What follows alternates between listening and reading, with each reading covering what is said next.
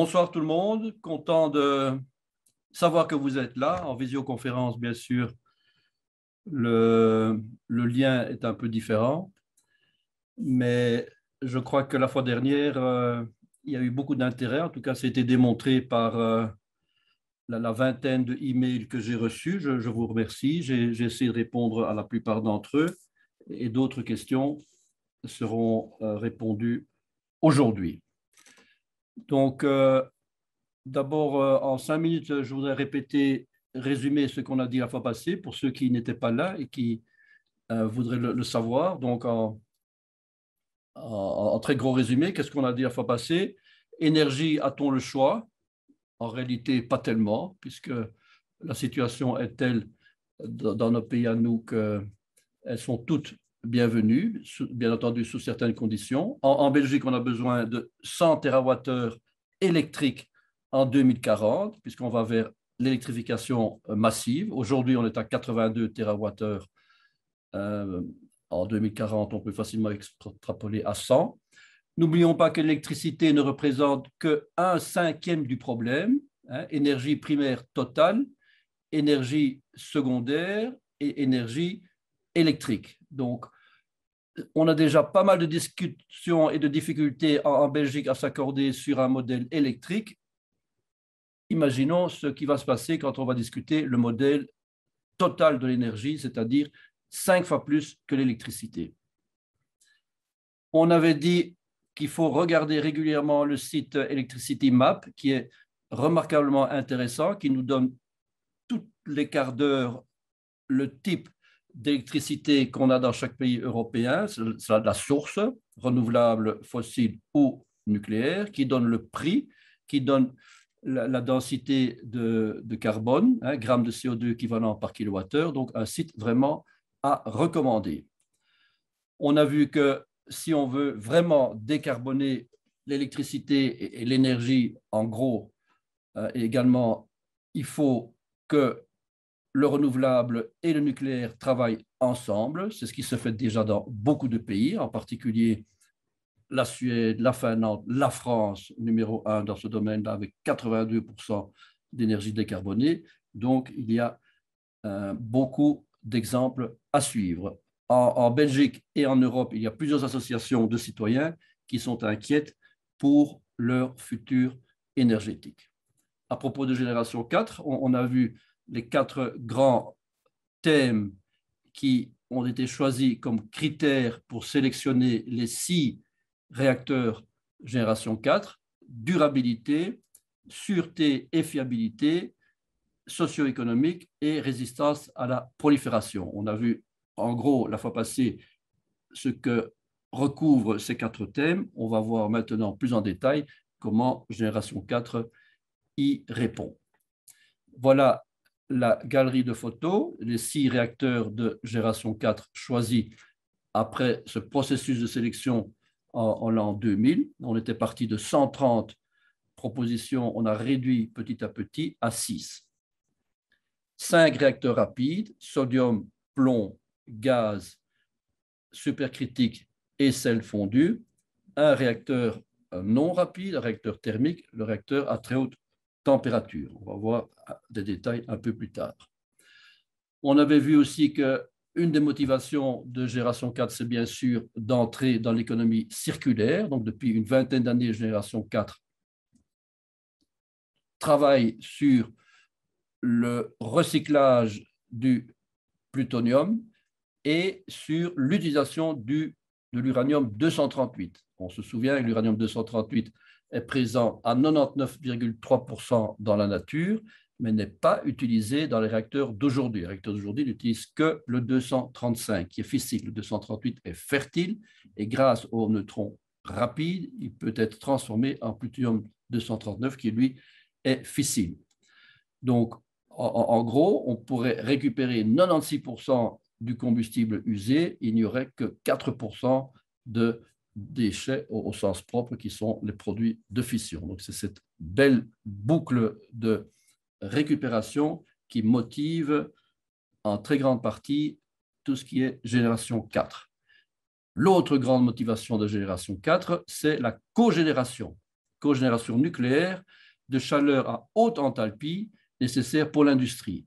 De nouveau, si on est sérieux sur la décarbonisation de notre économie, si on envisage la réindustrialisation de nos pays, comme c'est une des conséquences, une des leçons apprises de la crise du Covid, ne plus exporter les industries énergivores à l'extérieur et, soit dit au passage, oublier de comptabiliser le CO2 que ça produit. Toutes ces grosses industries, que ce soit l'hydrogène en particulier ou le ciment, la métallurgie électrique ou le verre, ont besoin de très hautes températures. Ces très hautes températures, si on les veut vraiment sans carbone, il faut qu'elles viennent de la fission nucléaire. Donc, en gros, les réacteurs à eau d'aujourd'hui travaillent à 320 degrés. Les réacteurs rapides au métal liquide comme le sodium ou le plomb sont à 550 degrés. Les réacteurs de quatrième génération à très haute température vont tourner autour de 1000 degrés, qui sont les températures nécessaires pour ce type d'industrie.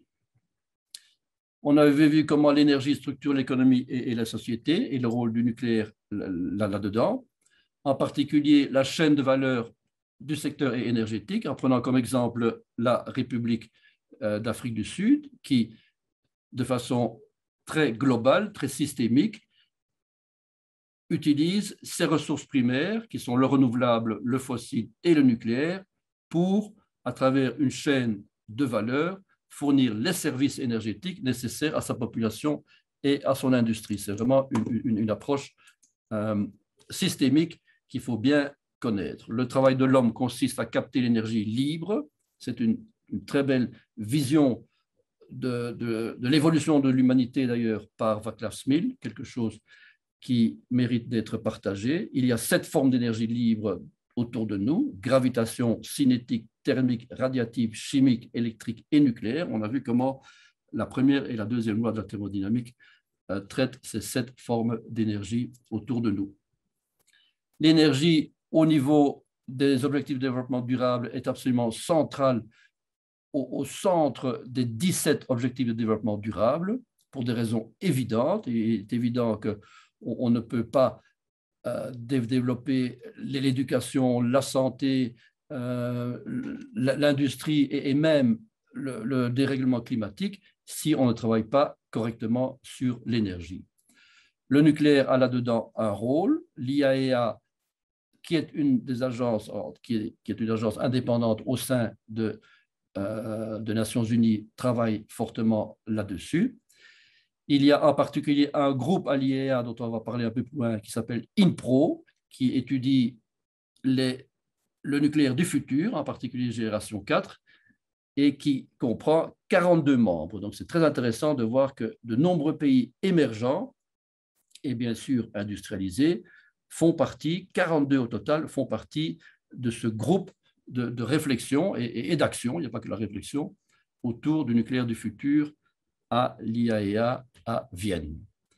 On a vu le problème social, si on peut dire. Nous sommes tous, vous et moi, au centre de cette grande équation à 8 inconnus. Nous voulons des coûts minimaux, des prix stables, de la compétitivité, pas de nucléaire, pas dans mon jardin, indépendance énergétique, faible CO2 et sécurité d'approvisionnement. C'est évidemment impossible à résoudre et les politiciens le savent très bien aussi. Nous devons absolument introduire un peu de rationalité dans ce grand point d'interrogation. Il faut sortir de la guerre de religion sur le nucléaire. C'est quelque chose qui mérite d'être considéré. Génération 4, pourquoi, comment, avec qui et à quelle échéance? On a vu les 4 grandes questions qu'on se pose: la durabilité, la sûreté. À propos de sûreté, on va voir en particulier comment il faut développer un nouveau cadre de standards, de normes et standards et de réglementation pour les réacteurs avancés, en particulier pour les concepts qui ne sont pas de l'eau traditionnelle, de l'eau légère. Donc, c'est un des défis de génération 4. On en parlera. Le socio-économique, et la résistance à la prolifération, qui est résumée par les 3 S, sûreté, sécurité et safeguard, c'est-à-dire mesures de protection des matériaux. Un rappel de physique, donc le neutron qui frappe un noyau fissile produit des produits de fission qui, au total, donnent environ 200 MeV. De ces 200 MeV, soit dit au passage, il y a une perte nette d'environ 6% qui sont des antineutrinos. C'est de l'énergie absolument perdue, mais très intéressante au point de vue recherche parce qu'elle permet à ceux qui travaillent dans la non-prolifération de repérer très facilement toute manipulation de matière fissile U235, plutonium-239 ou U233. Si un neutron frappe un noyau fertile, il devient du plutonium et qui, à son tour, peut devenir des produits de fission, plutonium et des actinides mineurs. Et nous, c'est ça qui nous intéresse, le plutonium et les actinides mineurs dans toute la problématique de génération 4. Voilà le tableau de Mendeleïev. Nous travaillons donc sur l'uranium qu'on va fissionner en des produits de fission qui tournent autour de la moitié de 92, en général, ici. Ce sont ces produits-là qui vont produire du neptunium, du plutonium, de l'américium et du curium. Et nous, on veut se débarrasser de ces 4 éléments-là qui sont nuisibles à long terme. On verra comment génération 4 y arrive. Voilà les sections efficaces de fission dans le régime thermique, hein, les basses énergies, hein, autour de l'électron-volt, et dans les hautes énergies, autour du MEF, hein, on voit bien que l'uranium 235 et le 239 ont chacun leur compartiment privilégié. Ceci, c'est le flux neutronique, donc les réacteurs rapides, hein, liquid metal phase bridge réacteurs ont des flux neutroniques 2 ordres de grandeur supérieurs. Ici, c'est une échelle logarithmique au réacteur thermique, donc ça veut dire un impact sur le matériau assez important et donc requérant beaucoup de recherche de matériaux. C'est quelque chose qui est un des grands défis de génération 4, les matériaux devant résister à des flux neutroniques très élevés. La question de durabilité principale, si on peut dire, c'est à propos de génération 4, est-ce que le plutonium est un déchet ou un atout? C'est une discussion que la communauté scientifique et politique a depuis 40 ans, depuis les années Carter, on peut dire. Le plutonium s'accumule dans le monde suite à la production naturelle dans les réacteurs, suite aussi au démantèlement de l'arsenal militaire, je dirais. Et donc, on a tout intérêt, bien entendu, à utiliser le plutonium comme un actif, à l'utiliser, hein, puisqu'il est facile dans des réacteurs de puissance, dans des usages pacifiques. C'est ça, un des défis de génération 4. Les réacteurs régénérateurs. Régénérateurs, qu'est-ce que ça veut dire? Ça veut dire qu'ils génèrent eux-mêmes des matières fissiles, on l'a déjà dit, en transformant l'uranium 238 fertile en du plutonium 239 fissile. Donc, de nouveau, petite représentation, un neutron qui arrive sur de l'uranium 235 produit des produits de fission et du plutonium. Et c'est ce plutonium 239 fissile qu'on veut utiliser. On peut régler son réacteur rapide, son réacteur génération 4, en faisant soit un surgénérateur, soit un brûleur. Donc, ou bien on fabrique plus de matière fissile qu'on en introduit, hein, pour simplifier un peu les choses, ou bien au contraire, on se focalise sur l'élimination des transuraniens et des actinides mineurs. Donc, ça, c'est une question de réglage du réacteur. On verra qu'on peut le faire de différentes façons. Pour ça que dans les années 60 et 70, certains ont même rêvé d'une énergie immense, pratiquement euh, infini, hein, si on développe à fond l'aspect surgénérateur. Mais aujourd'hui, les choses sont un peu différentes. Donc, l'évolution dans le temps, on a déjà vu rapidement la fois passée, qu'est-ce qu'il y a? 4 générations au total dans la fission nucléaire. Génération 1, puis le grand discours de Eisenhower, Atoms for Peace, et on est passé ensuite à génération 2 après la première crise du pétrole au début des années 70, génération 3 et génération 4, c'est ce qu'on discute la fois passée et cette fois-ci. Les partenaires de génération 4, on les a vus, Canada, Chine, France, Japon, Corée, Russie, euh, euh, Suisse et États-Unis, une Union européenne et Union européenne, c'est l'Euratom en fait. Chacun a choisi ses ces réacteurs de recherche. L'Europe, il faut le signaler, a choisi les 6 réacteurs. La recherche Euratom se concentre sur les 6 réacteurs de GIF, de l'Organisation internationale de génération 4. Voilà le planning de génération 4. En 2002, on était très optimiste, comme toujours dans les grands projets internationaux. Regardez ITER, regardez la Station spatiale internationale. Tous ces grands projets démarrent toujours avec des plannings très optimistes. 11 ans après, on a corrigé le planning et on voit que les différents systèmes sont évidemment retardés suite aux difficultés rencontrées sur le terrain. C'est intéressant de voir qu'on a divisé la stratégie en 3 phases: viabilité, performance, démonstration. Viabilité, en 2 mots, c'est étudier les concepts fondamentaux en laboratoire à toute petite échelle, voir si le système qu'on a pris en considération tient la route. Performance, on passe à une étape déjà de démonstrateur, petit démonstrateur, voir si les matériaux existent, si le cadre scientifique et d'ailleurs réglementaire existe aussi. Et ensuite, la phase de démonstration proprement dite, industrielle, ça c'est laissé au marché libre. Donc, on travaille ensemble, les 11 pays que j'ai mentionnés ici travaillent ensemble sur la phase de viabilité et de performance. Dès qu'on a atteint la fin de la phase de performance, on travaille chacun individuellement. C'est assez logique.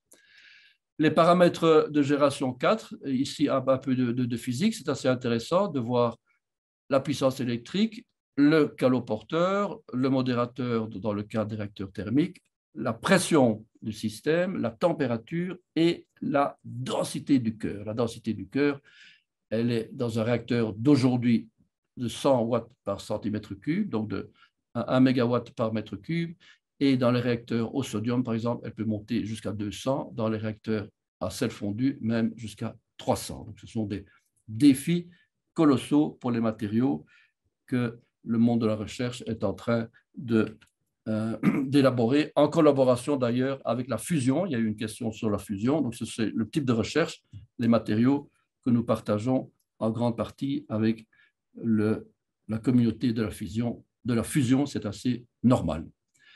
Les projets de réacteurs génération 4 dans le monde, hein, à l'étape démonstrateur, bien entendu, sont listés ici, chacun dans des états d'avancement très différents. On en parlera plus loin. Les industriels, qu'est-ce qu'ils en pensent? C'est ultra important d'avoir leur avis, puisque c'est en fin de compte eux qui vont acheter génération 4. Donc déjà maintenant, au sein de GIF, GIF c'est Generation 4 International Forum, le groupe des représentants des 11 pays signataires, a formé un sous-groupe, si vous voulez, d'industriels qui sortent régulièrement des documents de réflexion qui sont ultra importants pour le développement de la recherche. Les industriels, qu'est-ce qu'ils veulent?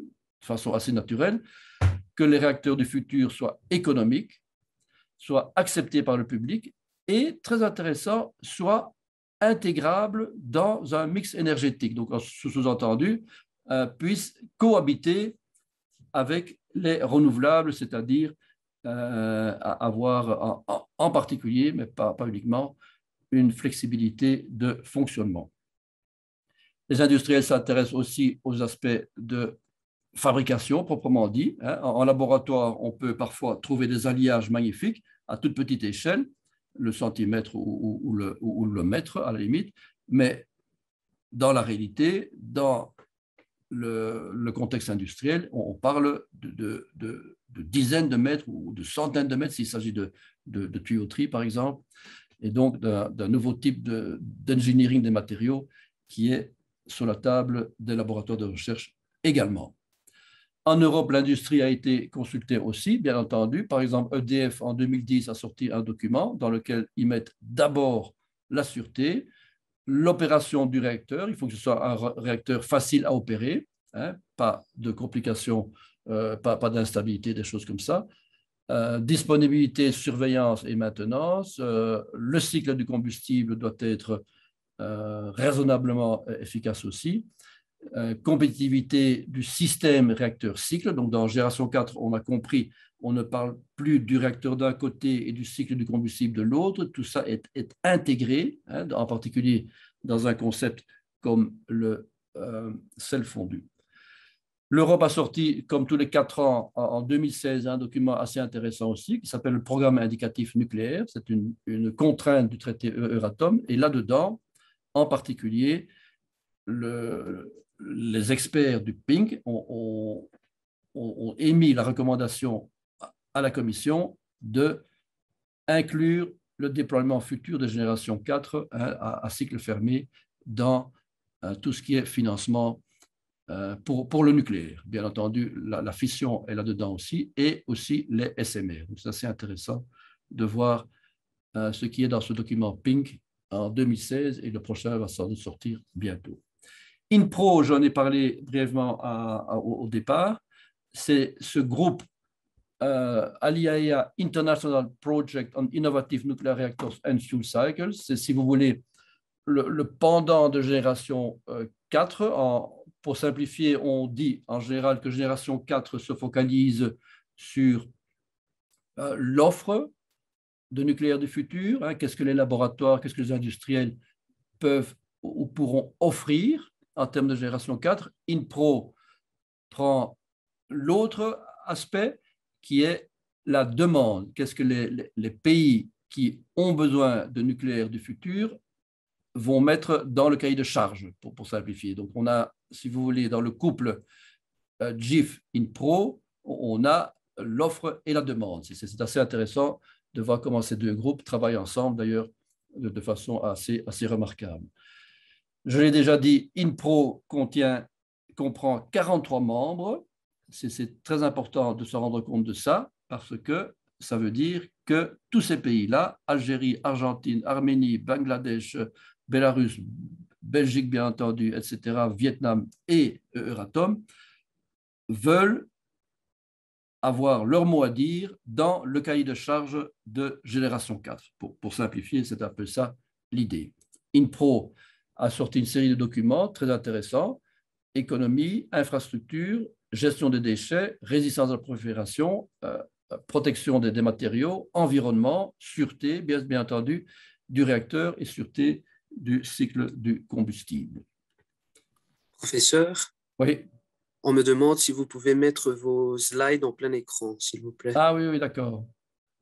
Mettez à côté, oui, voilà. From current slide. Oui. Merci.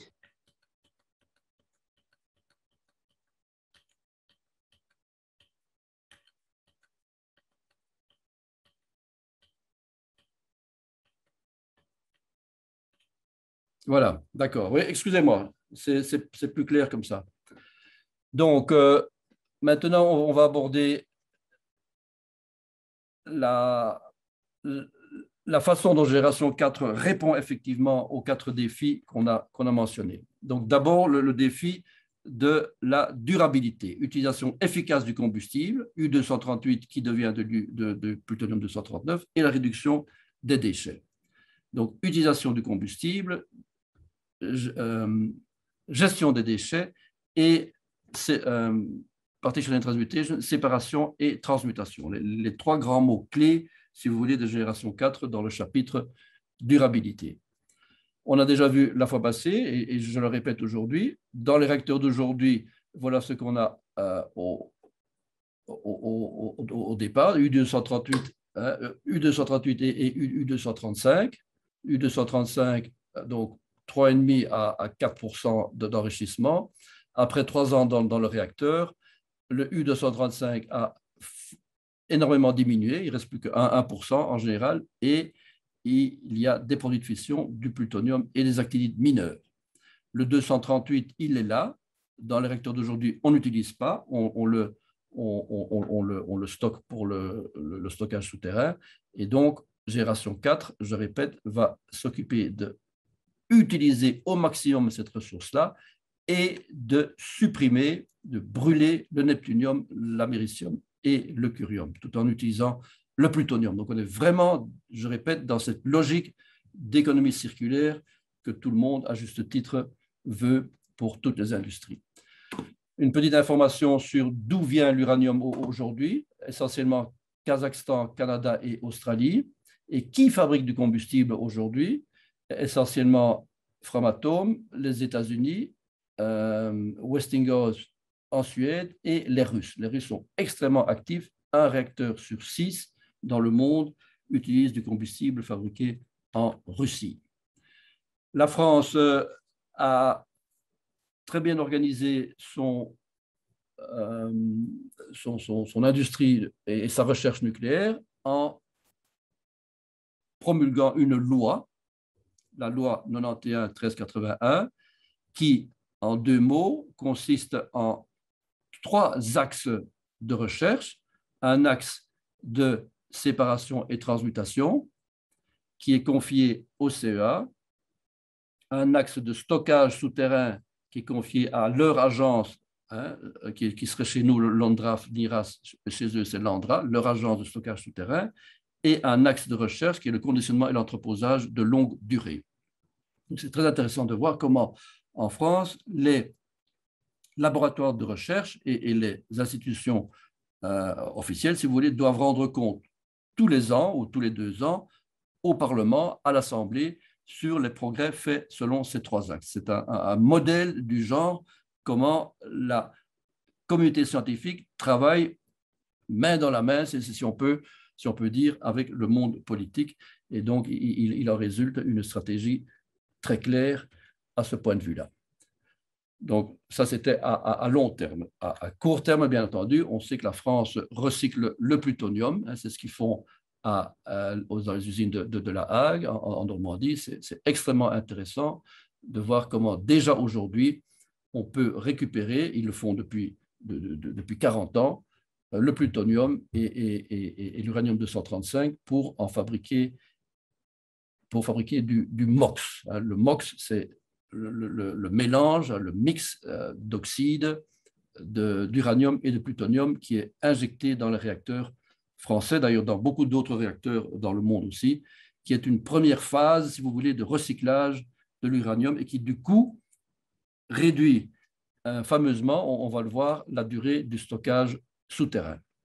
Donc, en d'autres mots, il faut passer de l'économie linéaire de l'uranium à une économie circulaire. Linéaire, ça veut dire on continue à stocker le combustible usé dans des stockages souterrains. Le modèle, en l'occurrence, c'est la Finlande. La Finlande a depuis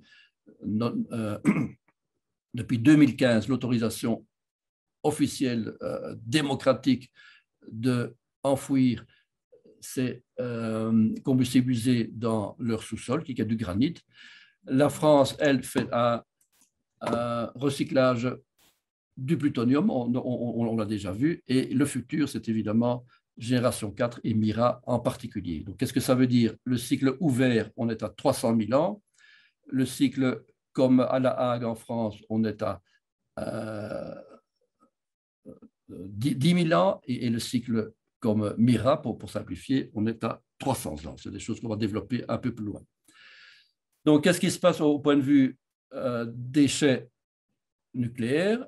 Voilà une vue assez intéressante développée par NIRAS ONDRAF, notre agence de gestion des déchets radioactifs. Il y a 3 facteurs à considérer: la chaleur résiduelle, la radiotoxicité et le risque radiologique. Ce sont les trois facteurs que les gens du stockage souterrain ont en tête quand ils offrent une solution au stockage proprement dit. Donc, en particulier, de nouveau, l'accent est mis sur le plutonium, l'américium et le curium. On verra pourquoi. Pourquoi, hein? Concentrons-nous d'abord sur l'aspect chaleur résiduelle, donc les aspects thermiques. On voit bien au cours du temps, de l'année 0, de l'année 1 à l'année 1200, voilà comment, en proportion, pas en valeur absolue, mais en proportion, comment se comportent le plutonium, l'américium, le curium, les produits de fission. Donc, à long terme, après 100 ans, en gros, on voit, on le verra dans les autres graphes aussi, que le plutonium devient l'élément principal. De là, la décision des Français déjà il y a 40 ans de retirer le plutonium du combustible usé, et c'est ce que fait donc génération 4 aussi. Voilà l'autre aspect, hein, la radiotoxicité. De nouveau, le plutonium domine après un certain temps, l'américium également, le curium, lui, tend à disparaître. Les produits de fission, eux, ont une durée assez limitée dans le temps aussi. Et voilà le troisième graphique. Donc, de nouveau, plutonium qui monte assez rapidement, l'américium aussi, et les autres produits de fission, etc., qui, eux, diminuent. Donc, c'est un graphique qui représente de façon très synthétique et très claire, à mon avis, pourquoi génération 4 insiste tellement sur le plutonium, l'américium et le curium. Donc voilà, on avait déjà vu la fois dernière aussi, dans un graphique à un morceau du tableau de Mendeleïev, le cycle de l'uranium 238, qu'est-ce qu'il fait? Il passe par l'uranium 239, le neptunium 239, et puis devient du plutonium 239. C'est ça que fait la génération 4. Les réacteurs de génération 4 qui s'occupent du thorium, eux sont plutôt dans cette partie-ci du graphe. Le thorium 232 est fertile et se transforme en passant par le protactinium 233, qui est un défi pour le monde de la recherche. Il devient de l'uranium 233 fissile. Donc voilà comment le plutonium 239 se forme dans le réacteur. C'est quelque chose qui est naturel. Hein. On sait qu'un tiers de la chaleur fabriquée, produite dans le cœur du réacteur provient en fait du plutonium 239 plus que de l'uranium 235. Donc, si on utilise en effet cette ressource du 238, je l'ai dit, qui est présente à 99,7% dans la masse d'uranium de la Terre, on arrive à un facteur, un gain de 50 en termes de réserve d'énergie. Donc, les réacteurs rapides ont un potentiel d'extraire 50 fois plus d'énergie de l'uranium par rapport aux réacteurs thermiques d'aujourd'hui. Ça, c'est un message très important pour justifier le développement de génération 4. Voilà le graphique dont je vous ai déjà parlé, mais avec plus de détails ici. Donc, si on recycle le plutonium et les actinides mineurs, comme le fait MIRA, on parlera de MIRA plus tard, on a un gain d'énergie, on vient de le voir, de 50. On a une réduction du temps dans le stockage souterrain d'un facteur de 1000. Hein, on passe de 300 000 à 300. Et le volume des déchets est diminué de 100. Donc, les trois aspects, vous vous souvenez, chaleur, radiotoxicité et risque radiologique, proprement dit, sont fortement, énormément diminués par leur passage dans la génération 4. De façon un peu plus technique, voilà comment les réacteurs à eau thermique et au sodium rapide brûlent les actinides mineurs dont on veut se débarrasser. Donc, par exemple, les rapides sont ultra efficaces pour l'élimination du curium 244, de l'américium 243, de l'américium 241, du plutonium 242, etc. Donc, de nouveau, là, on souligne l'avantage de génération 4 pour l'élimination des actinides mineurs. MIRA, c'est-à-dire les ADS, les systèmes pilotés par accélérateur vont encore un pas plus loin, sont encore plus efficaces que génération 4, en ce sens que vous le voyez ici, la barre bleue et la barre brune qu'on consomme brûlent encore beaucoup mieux les actines mineures pour des raisons qu'on va développer plus loin. Voilà le système Purex, comment aujourd'hui on traite à la Hague les éléments combustibles usés. Donc, c'est une technique par extraction de solvants, une technique qui est bien connue, qui est exportée dans le monde. Il y a quelques pays qui l'ont. Et on travaille en parallèle sur une autre technique qui est la pyrochimie, qui est en fait plus efficace, surtout pour des combustibles fortement irradiés. Des pays comme le Japon vont un pas plus loin que le Purex, hein, plutonium, uranium extraction. Ils font de la co-extraction. Donc, en deux mots, le schéma ici est assez bien fait. Ils sortent de leur usine un mix d'uranium et de plutonium, alors que le système Purex classique sort des oxydes d'uranium et de l'oxyde de plutonium de façon séparée. Donc, on avance tout doucement dans ce que je représente ici, ce traitement collectif, si vous voulez, des différents éléments qui sortent de la fission nucléaire. Donc, le COEX, c'est ici, réacteur traitement, réacteur et reprocessing. Donc, UPU ensemble, ça c'est la COEX, la co-extraction. Donc, à la sortie de ce processus, il y a les produits de fission et les actines mineures.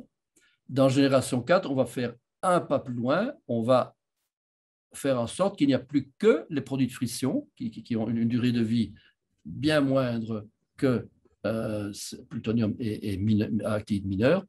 Et donc, soit on les groupe tous les trois ensemble, U, PU et actines mineures, soit on fait deux lignes séparées, actines mineures et uranium-plutonium. Donc, c'était des recherches extrêmement intéressantes, extrêmement compliquées. C'est la chimie nucléaire de très haut vol qui se fait en particulier en France et en collaboration financée par Euratom avec d'autres pays, bien entendu.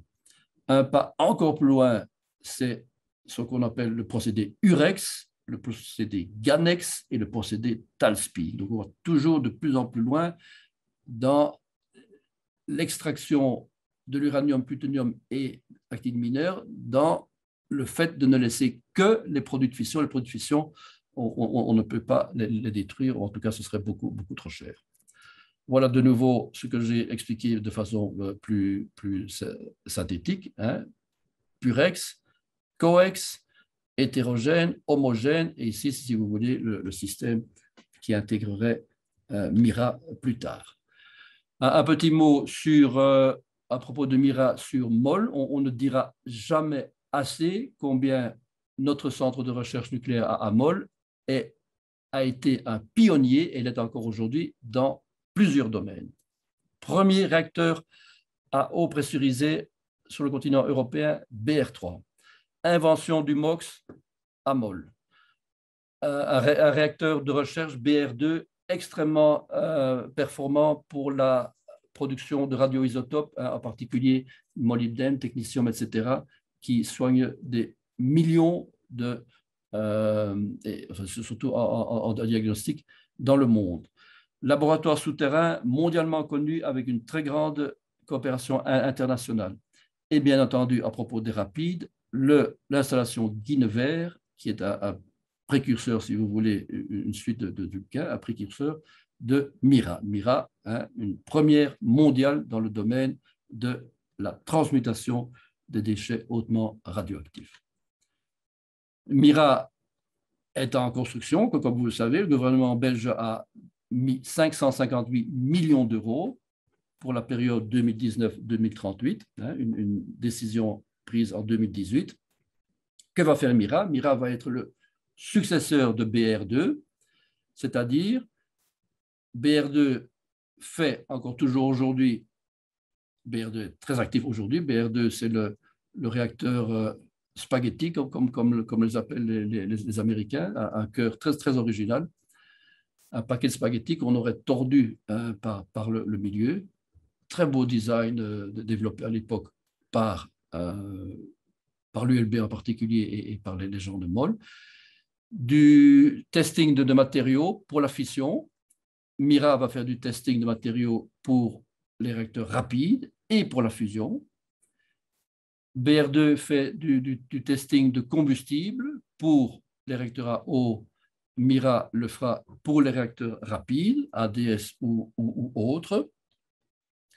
BR2, je viens de le dire, a toute une série de services d'irradiation, des radioisotopes médicaux, du doping de silicium pour faire des semi-conducteurs nécessaires pour les énergies renouvelables en particulier. Mira va garder ces services-là également dans une partie du réacteur. Sûreté et fiabilité, qu'est-ce qui se passe dans ce domaine-là au point de vue génération 4? De nouveau, un rappel, qu'est-ce que c'est la sûreté? La sûreté se base sur une étude du risque. Le risque, en gros, de façon très simplifiée, c'est une probabilité fois une conséquence. Dans un diagramme célèbre, le diagramme de Farmer, on peut le représenter comme ça. Probabilité ici, conséquence là. On veut atteindre le risque minimum, le risque négligeable. Pour ça, on travaille sur des mesures de prévention qui diminuent la probabilité, ou on travaille sur des mesures on travaille sur des mesures de mitigation qui, elles, travaillent sur les conséquences. C'est comme ça que chaque système de réacteur d'aujourd'hui, bien entendu, et encore plus de demain, va réduire le risque à une zone ici tout à fait négligeable. Donc, en d'autres mots, on applique le principe de justification, une étude de risque-bénéfice à tout moment, dans tout développement, que ce soit la technologie proprement dit, les matériaux, tout ce qu'il y a autour du réacteur, doit toujours répondre à une analyse de coût-bénéfice, où les bénéfices sont bien entendu supérieurs. L'analyse d'accidents dans le domaine nucléaire s'est beaucoup inspirée à l'origine de ce qui se faisait dans le domaine aérospatial. On a beaucoup travaillé avec la NASA, en particulier pour tout ce qui est premier développement des arbres d'erreur et des choses comme ça. La communauté nucléaire a développé depuis une analyse probabilistique qui est assez intéressante parce qu'elle est suivie aussi par d'autres industries, niveau 1, niveau 2, niveau 3, d'une analyse de sûreté. C'est assez intéressant de voir comment maintenant c'est même devenu des documents réglementaires. Chaque réacteur doit fournir aux autorités de sûreté son analyse de niveau 1, de niveau 2 ou de niveau 3. Et donc, c'est ainsi qu'on peut mesurer et contrôler le fonctionnement sûr du réacteur. À côté de ça, il y a une analyse déterministique des accidents qui est l'analyse ancienne, mais qui reste encore valable, c'est-à-dire on envisage une série de scénarios extrêmes, si vous voulez, des accidents de référence, comme on dit, et on démontre que le réacteur y répond, que le réacteur est capable d'y résister. Un mot sur Euratom. Euratom, la législation Euratom, donc derrière tout ça, qui sont des beaux concepts même assez mathématiques parfois, il y a le législateur, bien entendu, qui lui, en l'occurrence pour nous est Euratom, a sorti en 2014 une directive qui est assez remarquable. Elle a introduit pour les réacteurs nucléaires en Europe the most stringent nuclear safety objective for nuclear installations in the world. Donc, je vous invite à aller lire l'article 8A de cette directive. C'est, je répète, la réglementation la plus sévère au monde. Et c'est quelque chose que nous devrions savoir quand nous parlons de nucléaire d'aujourd'hui et de nucléaire du futur. Donc, le législateur européen est absolument ultra sévère et à juste titre. La même directive parle de la culture de sûreté qui, de nouveau maintenant, est entrée dans la réglementation, des contrôles entre pays, entre autorités de sûreté qui vont inspecter les réacteurs les uns des autres, et en particulier, dans la directive de 2014, on insiste sur le besoin d'éducation et de formation. C'est pour ça que ENEN, par exemple, un mot sur ENEN, European Nuclear Education Network, c'est une association des 80 universités et institutions européennes, plus certains étrangers, Suisse, Japon, Russie, Ukraine, Canada, qui tout ensemble s'occupent d'éducation, donc d'enseignement et de formation du nucléaire. C'est quelque chose qui est extrêmement intéressant et qui mérite d'être souligné. C'est une organisation qui fonctionne pour le moment, qui a son siège à Bruxelles, qui est une association de droit belge.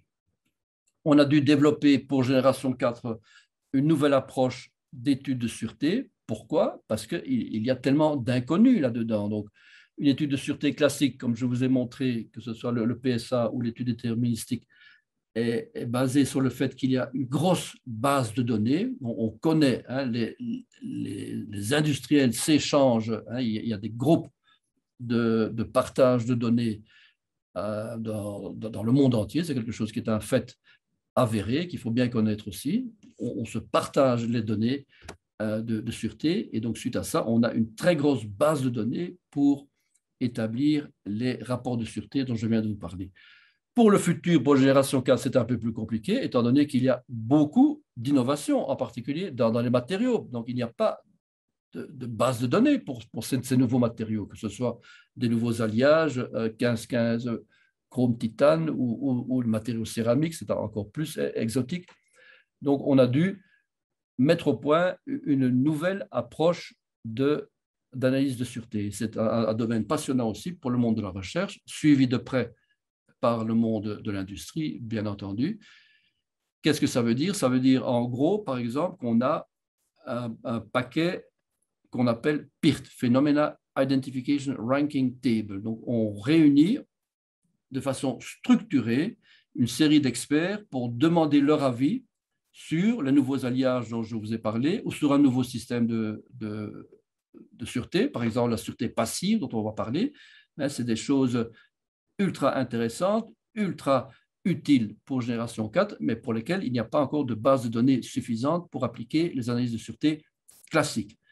Donc, on réunit des experts autour d'une table et de façon structurée, c'est une méthodologie qui a été mise au point déjà il y a une vingtaine d'années, on en sort un avis, si vous voulez, qui remplace en quelque sorte une base de données. Et donc, au total, on fait un mélange de probabilité et de déterministique et on arrive à une méthodologie qui est la méthodologie ISAM, qui est utilisée pour la plupart des systèmes de génération 4 aujourd'hui. Donc, c'est un outil, je répète, qui tient compte des nombreuses incertitudes qu'il y a sur les innovations dans génération 4. La FANG, soit dit au passage, de nouveau, je répète, nous avons une autorité de sûreté remarquable en Belgique. Elle sort régulièrement des documents et récemment, en 2017, un document sur qu'est-ce que c'est qu'une démonstration de sûreté robuste. C'est des mots qu'on utilise beaucoup dans notre jargon, je dirais. Il faut que le législateur précise qu'est-ce que ça veut dire une démonstration de sûreté robuste. Ce sont des concepts qui doivent être précisés et qui le sont par la FANG et par d'autres autorités de sûreté, bien entendu aussi. Les projets Euratom servent entre autres à établir des critères de sûreté à mettre dans ISAM, dont je viens de vous parler, pour les réacteurs du futur. Voilà donc, par exemple, le résultat d'une série de projets qui a été présenté à une conférence il y a 2 ans, FISA 2019, pour le réfrigérant, hein, pour le caloporteur, les matériaux de structure, les 3 fonctions de sûreté, tout ce qui est circulation naturelle, hein, tout ce qui est sûreté passive, les événements extérieurs, etc. Tout ça, ce sont des concepts de sûreté qui sont étudiés et publiés par la recherche Euratom. Un très beau résultat pratique de recherche, c'est ce que les Français ont fait à propos de Astrid. Dans les réacteurs rapides au sodium, on étudie en particulier le coefficient de contre-réactivité. Qu'est-ce que c'est le coefficient de contre-réactivité? C'est dans une boucle de contrôle, boucle de contrôle de la neutronique. Qu'est-ce que c'est? Vous voyez en gros la boucle qu'on a montrée de façon symbolique dans beaucoup de slides jusqu'à présent. On introduit la réactivité dans la boucle, on en sort la puissance. Quel est le rôle de l'ingénieur de neutronique en particulier? C'est de s'assurer qu'il y a assez de contre-réactivité pour que la réaction ne s'emballe pas. Donc, c'est ce qu'on appelle un système à boucle de rétroaction négative. Et donc, tout le défi des ingénieurs de design et finalement des ingénieurs de neutronique, quand ils reçoivent les données des concepteurs, c'est de s'assurer que l'effet Doppler, l'effet d'expansion du combustible, l'effet de densité du sodium, l'effet de dilatation du cœur, que tout ça ensemble donne une réactivité négative qui compense tout ce qu'il pourrait y avoir de positif. Alors, Astrid est allé très loin là-dedans. C'est le cœur du réacteur au sodium français, qui a été malheureusement interrompu il y a 2 ans. On va revenir là-dessus. Ils avaient développé un cœur en sandwich, si vous voulez. Donc, pour se garantir une contre-réactivité négative, ils ont breveté, ça fait l'objet de très nombreuses publications et d'énormément de travaux au CEA. Le cœur est constitué d'une zone fertile, au-dessus une zone de combustible, une zone fertile, une zone de combustible, un plénum de sodium, le réflecteur. Donc, en gros, c'est un cœur qui n'est plus du tout homogène comme les cœurs de réacteurs thermiques qu'on connaît bien. C'est un cœur qui, au total, garantit que la neutronique est dominée par un coefficient de contre-réactivité négatif. C'est ce qu'ils appellent le CFV. Ils en ont fait un brevet, cœur d'Astrid à faible effet de réactivité en cas de vidange. C'est un exemple concret, je voulais vous donner un exemple concret de recherche qui se fait dans les laboratoires de génération 4. L'autorité de sûreté, bien entendu, veille à ce que tout se passe correctement. C'est leur boulot, c'est leur responsabilité. Donc, en France, l'autorité de sûreté nucléaire soutenue par l'IRSN, chez nous, c'est la FANG soutenue par Bellevue, si vous voulez, a issu en 2014 un document, tout ça est public, bien entendu, qui montre combien ils insistent sur la sûreté, sur ce que je viens d'expliquer, et comment il faut que l'industriel, si on veut, ou le CEA en l'occurrence, démontre de façon robuste que son concept est plus sûr que Génération 3. Donc, ce sont des discussions assez intenses entre régulateurs et développeurs de nouveaux concepts. Aux États-Unis, on est sur la même ligne, bien entendu. Le régulateur américain, qui est USNRC, Nuclear Regulatory Commission, a sorti une série de documents très intéressants aussi en 2018, où il commence à produire des normes et des standards pour les réacteurs qui ne sont pas à l'eau, donc pour les réacteurs de génération 4 à métaux liquides ou au gaz. Donc, ils ont un premier type de réglementation pour les réacteurs au sodium, au plomb, au gaz, modulaires à haute température au fluorure et à sel fondu. Donc, c'est très intéressant de voir comment le monde de la réglementation est bien entendu branché sur Génération 4 pour attribuer les autorisations en temps utile.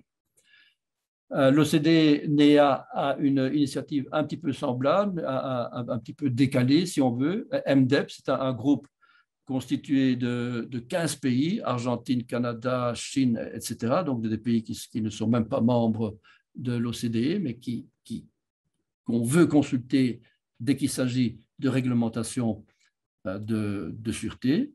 Et donc, eux, tous ces pays-là, étudient depuis déjà une dizaine d'années des concepts de génération 3, EPR, AP1000, APR 1400, VVER et HP 1000. Donc, génération 3 est vraiment étudiée de façon comment dire, partagée par les régulateurs de ces grands pays. Et ce groupe-là va jeter un œil aussi sur la génération 4 dès qu'ils ont terminé leur document sur génération 3. Donc, c'est assez intéressant de voir que le monde de la réglementation est vraiment au taquet. Un petit mot sur quelque chose de très intéressant au point de vue recherche sur la sûreté, c'est Resilience Engineering. Donc, depuis 8 ans environ, il y a une réflexion qui se fait, qui est d'ailleurs partagée entre le nucléaire, l'aviation, les plateformes de pétrole et d'autres industries à risque. Très intéressant. En 2 mots, de quoi s'agit-il? Plutôt que de continuer à travailler sur la matrice conséquence-probabilité qu'on vient de voir, on travaille sur la résilience au sens propre. Qu'est-ce que ça veut dire? Ce graphique le dit clairement. 10 to the minus 4 is one failure in 10,000 events. Donc, en 2 mots, de façon très simplifiée, plutôt que de se focaliser sur l'erreur sur 10 000 événements qui a causé l'accident, on va se focaliser sur les 9 999 non-erreurs dans la liste des 10 000 événements. Donc, on va se focaliser sur ce qui peut encore marcher plutôt que de se focaliser sur ce qui n'a pas marché. Donc, c'est assez intéressant de voir comment on inverse en quelque sorte le paradigme. C'est une réflexion qui est assez intéressante à suivre et que Eurocontrol en particulier a pris à bras le corps, si on peut dire. Ils ont sorti déjà plusieurs documents là-dessus. Comment envisager un autre type d'études de sûreté, en plus, ça ne va pas remplacer bien entendu l'étude classique, mais en plus de l'étude probabilité-conséquence, voir tout ce qu'on peut faire en termes de résilience. Compétitivité et économique, évidemment très important aussi, avec la cogénération d'électricité et de chaleur bas carbone. On en a dit un mot au début. La fois passée, on a montré combien il est important d'avoir une vue systémique des coûts. Jusqu'à présent, dans le domaine nucléaire, mais dans tous les domaines, on n'a qu'une vision claire et des outils clairs pour ce qui se passe au niveau de la production d'énergie, au niveau de l'installation, en particulier le LCOE, Levelized Cost of Electricity. Il est grand temps de développer des outils qui considèrent également le reste du système, l'approche globale, l'approche systémique, c'est-à-dire tout ce qui se passe au niveau du réseau, stabilité ou non-stabilité, par exemple, et même encore beaucoup plus loin, tout ce qui est coût externe au sens très large, utilisation du terrain, impact sur le changement climatique, sécurité d'approvisionnement. Donc, tous ces aspects hautement soft, si on veut, doivent être intégrés un jour dans une étude globale du coût de chaque technologie d'électricité. Donc, cette life cycle analysis, cette analyse du cycle doit être faite partout. Elle doit être faite pour la production, en particulier ici, des voitures électriques qui sont présentées. C'est juste une petite anecdote, bien entendu. On ne va pas discuter voitures électriques aujourd'hui. Mais quand on parle de voitures propres, on aurait intérêt à considérer le cycle complet, depuis l'amont jusqu'à la production de la voiture, et on serait peut-être étonné de ce qu'on va découvrir. Le Levelized Cost of Electricity, on l'a déjà dit, c'est la formule classique ici, mais quand on est en présence d'énergie renouvelable intermittente, il faut, c'est une malhonnêteté intellectuelle si on ne le fait pas, il faut ajouter le coût du stockage de l'énergie. Et à ce moment-là, on a un outil qu'on peut comparer avec les autres énergies. Voilà une première tentative assez intéressante que l'IEA fait avec l'ANEA pour améliorer le LCOI dont je viens de parler, Value Adjusted LCOI. Donc, ils ont déjà, dans une série de documents, intégré la capacité, c'est-à-dire combien de pourcents de l'année fonctionne la source d'énergie, la flexibilité, le suivi de charge, par exemple, comment intégrer ces deux facteurs-là dans le LCOI classique nous mène à des conclusions assez différentes. Voilà le LCOI classique, si vous voulez, comme je viens de le montrer. Voilà le Value Adjusted LCOI quand on tient compte de ces deux éléments. C'est très intéressant de voir que les économistes, si on veut, sont en train de travailler là-dessus aussi. On a vu la fois passée que cette étude de l'IEA, l'Agence internationale de l'énergie, à ne pas confondre avec l'Agence internationale de l'énergie atomique. Donc ça, IEA, c'est à Paris. L'IAEA, c'est à Vienne. On parle ici de Paris. L'IEA a, dans ce document, montré clairement que le long time operation, l'extension de vie du nucléaire, mène à un LCOI de $40 par mégawattheure, ce qui est absolument imbattable.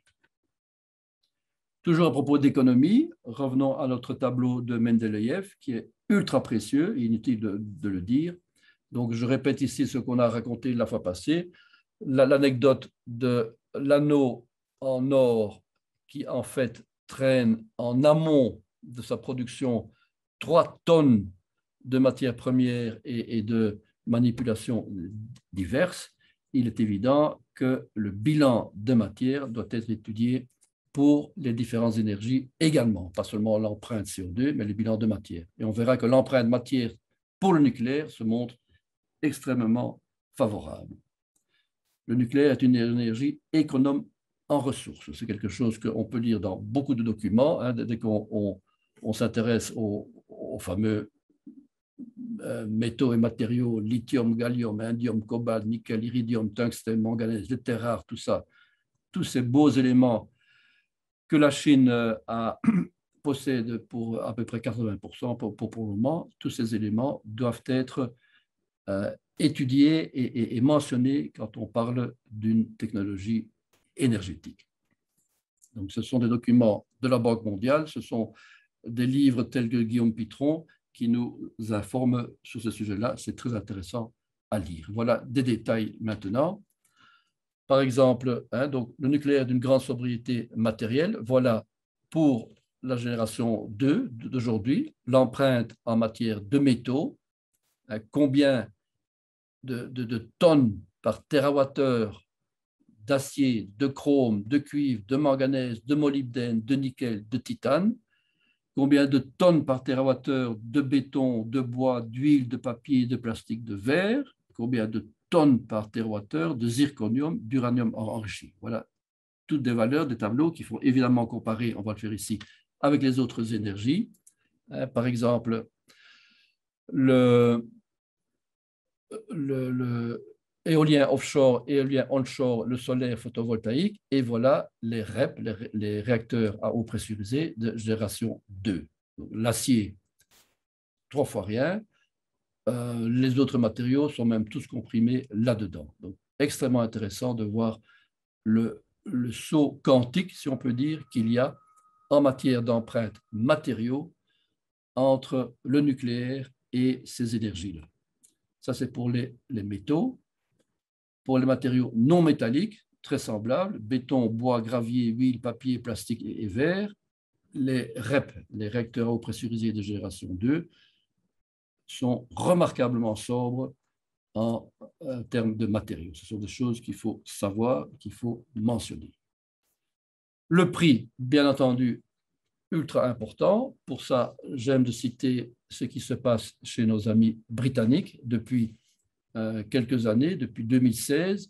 Ils ont fixé le prix du mégawattheure de Hinkley Point à 92,5 pounds par mégawattheure. C'est extrêmement intéressant comme chiffre parce que ça a été discuté au Parlement britannique, ça a été discuté en long et en large pendant des années, comme vous pouvez vous imaginer, par tous les partenaires britanniques et ils sont arrivés à ce chiffre qui pour moi est une référence. Ce n'est pas de la théorie, ce n'est pas de la propagande, c'est un chiffre qui sort de cette discussion, je répète, entre le Parlement britannique et les industriels et le constructeur en particulier, EDF Britain, et qu'il faut avoir en tête quand on parle de prix du nucléaire du futur. Donc c'est un contrat for difference, c'est leur modèle économique. Il y a d'autres modèles économiques, les Britanniques ont choisi celui-là, c'est très intéressant, pourquoi pas. Donc ils s'engagent à rembourser le constructeur si le prix du marché est inférieur et inversement, le constructeur rembourse l'État si le prix est supérieur. Donc, on tourne autour de 92,5 pounds par mégawattheure. Alors, pour le moment, c'est assez intéressant de voir que l'électricité sur le marché est horriblement chère, elle est à 100 pounds, c'est-à-dire, en quelque sorte, ce prix-là est même sous-évalué, alors qu'à l'époque, en 2016, il représentait le double de la valeur du marché. Donc, il faut avoir ça en tête. Les Britanniques, soit dit au passage, utilisent cette même approche, Contract for Difference, pour toutes les énergies. Donc, ils font des appels d'offres régulièrement et peuvent répondre les renouvelables et le nucléaire indifféremment. Ils ont tous la même approche et c'est extrêmement intéressant de voir qu'il y a cette level playing ground, cette base équitable pour les appels d'offres. Donc, les Britanniques, eux, misent sur le renouvelable, le nucléaire, la capture et le stockage du CO2. Ils ont un accent particulier, si on peut dire, sur la capture et le stockage du CO2 qui mérite d'être étudié aussi. Quelque chose d'intéressant à propos des renouvelables et du nucléaire aussi, c'est de voir ce qui se passe dans la salle de contrôle de Elia. Et Elia, à tout moment, doit décider qu'est-ce qu'elle met en route parmi son parc, parmi le parc de production électrique belge. C'est une courbe de l'offre et de la demande. L'offre ici des producteurs d'électricité et la demande des consommateurs. Et il y a à tout moment un équilibre à trouver. En pratique, qu'est-ce qui se passe? On parle de coûts marginaux.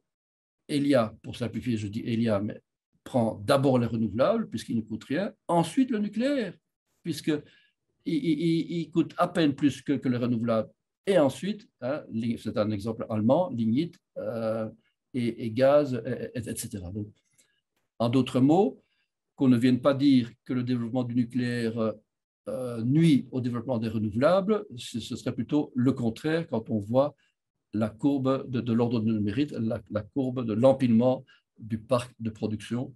C'est une donnée qu'il faut savoir aussi.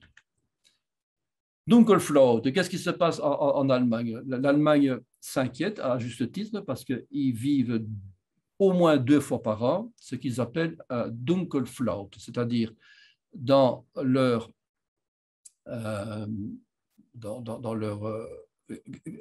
graphique de puissance sur l'année. Ici, on a pris une semaine au mois de mai 2012, une semaine en mai 2020.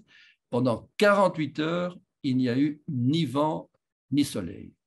Et donc, c'est quelque chose qui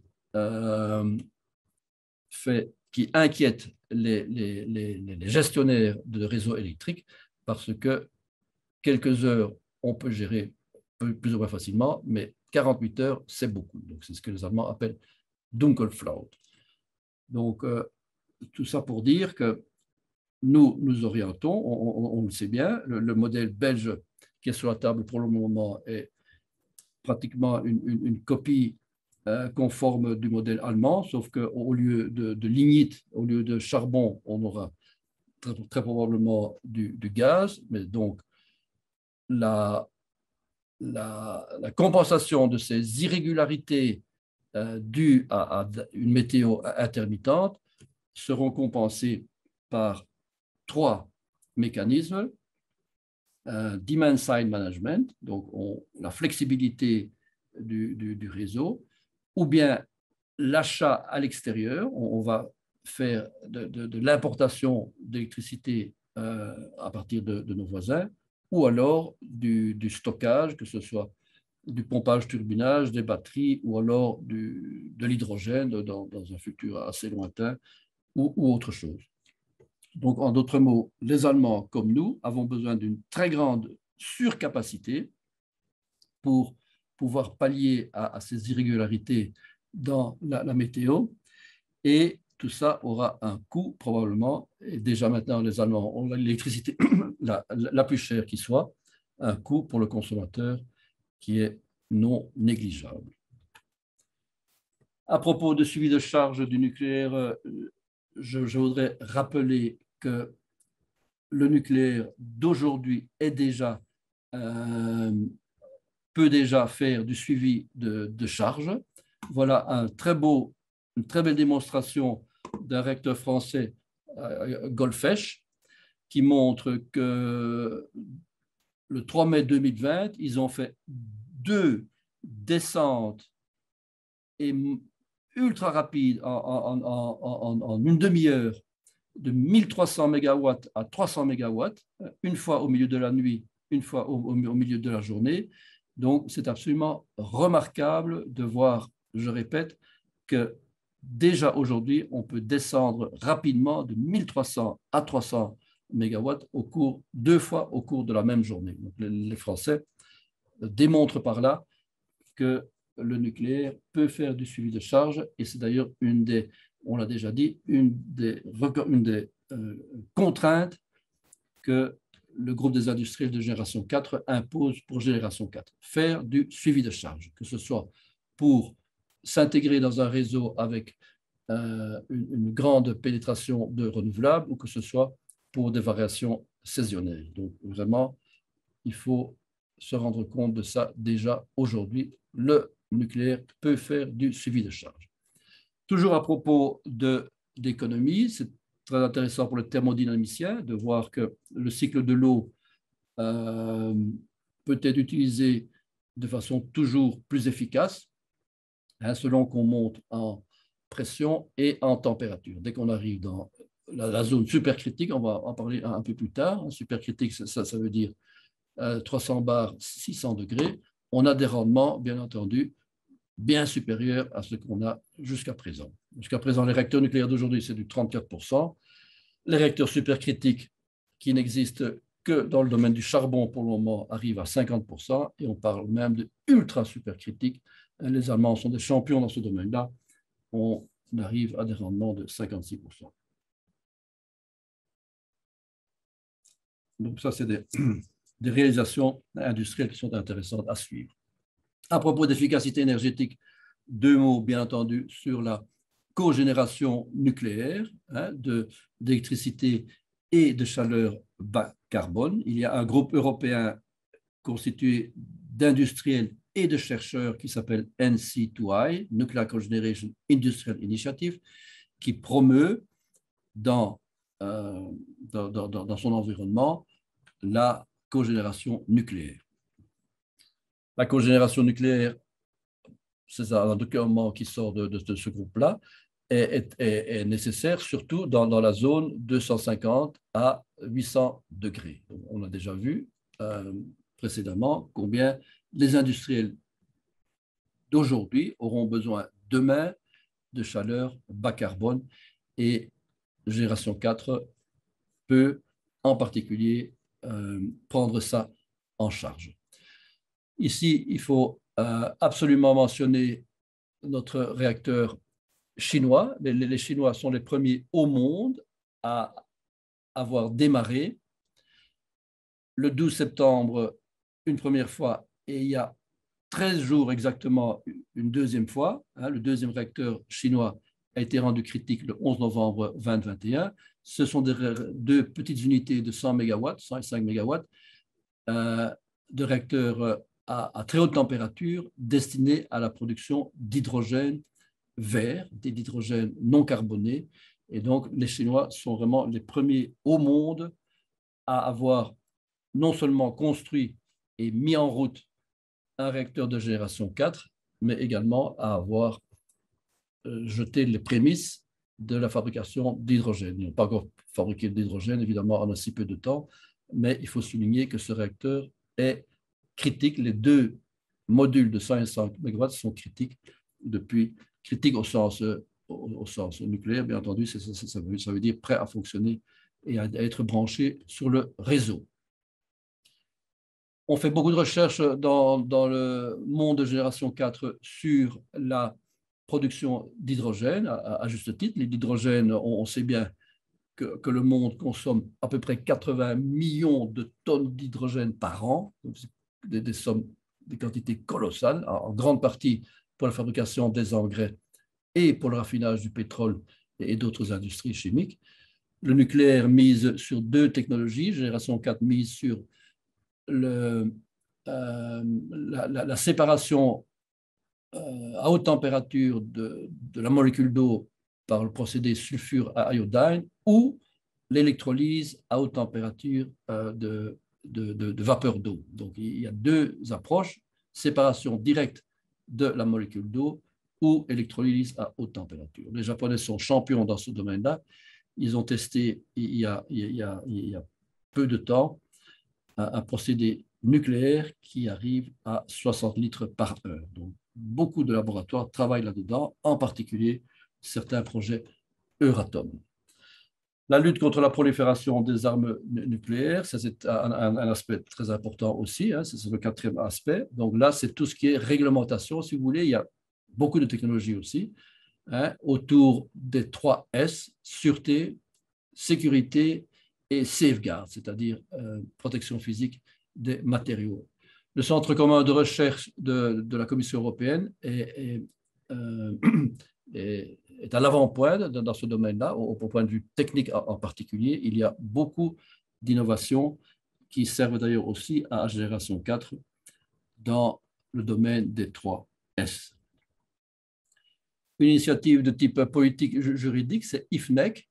De nouveau, assez intéressant de voir que 34 pays qui sont mentionnés ici, Argentine, Arménie, Australie, hein, un peu les mêmes que ceux de INPRO, si vous voulez, se sont mis ensemble dans une organisation appelée IFNEC, International Framework for Nuclear Energy Cooperation, pour décider ensemble comment contrôler la non-prolifération, comment contrôler le cycle du combustible dans les installations nucléaires. Donc, c'est quelque chose qui mérite d'être mentionné aussi. C'est une organisation politique. Il n'y a pas de recherche là derrière, il n'y a pas de technologie, mais c'est tout aussi important puisque ça pilote certains développements techniques. Donc, une première idée à l'époque, en 2006, avait été de séparer le monde en deux. C'est une idée typiquement américaine, si vous voulez, mais elle a été abandonnée depuis. Les pays qui ont les technologies sensibles et les pays qui ne l'ont pas, et tout le combustible serait en leasing, en quelque sorte, et serait traité par des brûleurs avancés, donc génération 4 en mode brûleur. Voilà, à propos de recherche, un code de calcul, par exemple, développé au CEA avec Karlsruhe, avec les Allemands, qui suit le cycle de vie du nucléaire depuis la mine, depuis l'uranium naturel, y compris le transport, hein, jusqu'à son utilisation finale et jusqu'au stockage souterrain si nécessaire, voir comment les différents composants sensibles se comportent là-dedans. Ce sont des outils, si vous voulez, que les inspecteurs de non-prolifération utilisent. La cybersécurité, pas seulement dans le nucléaire, mais dans tous les domaines, est évidemment ultra importante. Et il y a dans ce domaine, au niveau européen, voilà un rapport ici, mais dans d'autres instances aussi, toute une série d'études qui proposent des remèdes contre des solutions contre les cyberattaques. C'est un domaine qui n'est pas du domaine public, comme on peut imaginer facilement, mais qui est pris très au sérieux par bon nombre d'institutions et de laboratoires. À propos de non-prolifération, il faut évidemment mentionner Mohamed El Baradei, que j'ai eu l'honneur de rencontrer une fois dans ma carrière.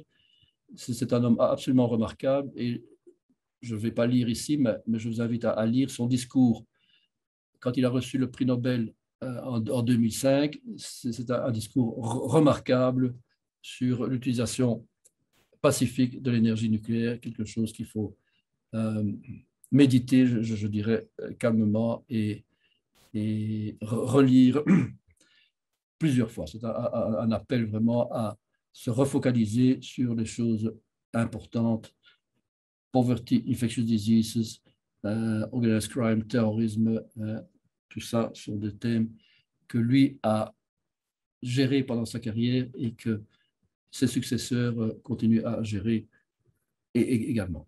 Donc c'est une espèce de cri. Imagine if the only nuclear weapons remaining were the relics of museums. En fait, ce n'est que l'application de l'article 2 du traité de non-prolifération. On va maintenant faire une rapide galerie de portraits. Système de réacteur nucléaire de génération 4. Sodium, plomb, gaz, très haute température, sel fondu et réacteur supercritique. On ne peut pas rentrer dans les détails, bien entendu, puisque chacun de ces systèmes, je ne l'ai pas dit, mais représente environ 1 milliard de dollars de recherche dans le monde, à la grosse louche, en gros. Donc, vous imaginez bien le nombre de laboratoires qui travaillent là derrière, dans les 11 pays que j'ai déjà mentionnés. C'est absolument colossal, et tout ça travaille dans une harmonie assez remarquable, avec un échange d'informations scientifiques, comme je l'ai dit, pour tout ce qui est phase de viabilité et de performance, pas pour la phase de démonstration industrielle, bien entendu. Et c'est très intéressant de travailler dans ce domaine-là. Alors, le sodium, deux mots sur le sodium, en mentionnant au passage le livre de Bertrand Barré. Bertrand Barré qui nous a quittés malheureusement il y a quelques années, qui est un maître dans ce domaine, un ancien du CEA qui est passé par beaucoup d'institutions nucléaires françaises et internationales. Le sodium, voilà la photo, je dirais, classique du standard du réacteur rapide au sodium. Le concept de cuve, il y a un autre concept qu'on va voir après, qui est le concept de loupe, de branche. Ceci est le concept préféré, en tout cas dans les pays qui n'ont pas de problème sismique. Vous voyez la taille de la machine en comparant avec la petite silhouette ici. Donc, un premier échangeur de chaleur est intégré dans la cuve. C'est un échangeur au sodium à l'époque. Et le système turbine, lui, est classique, mais il y a donc deux intermédiaires et échanges de chaleur. Voilà le modèle que je viens de mentionner, le modèle cuve. Il y a un autre modèle qui est le modèle japonais, le modèle loop, dans lequel il y a beaucoup moins de sodium dans la cuve, puisque l'échangeur primaire est à l'extérieur de la cuve. Donc, dans des pays à risque sismique, ce type de concept est préférable. Le CEA a sorti un document très pédagogique en français et en anglais sur les réacteurs à sodium. Je vous suggère de le lire si vous voulez approfondir le sujet. Voilà pour les amateurs d'histoire, l'histoire des réacteurs rapides au sodium. Les Russes, extrêmement actifs. Au total, il faut mentionner 400 années réacteurs d'expérience pour le réacteur rapide au sodium. Donc, c'est une très grande expérience qui est sur la table. C'est pour ça que ça reste le concept favori dans la communauté des réacteurs rapides jusqu'à présent, parce qu'il y a une très longue expérience, surtout les Français et les Russes. Les Russes, les voilà ici. Bor, BN, Brest, tout ça, c'est les Russes. Les Indiens aussi sont sur les réacteurs rapides au sodium. Les Chinois en ont construit un depuis une dizaine d'années à titre expérimental. Ils sont en train d'en construire un à titre industriel.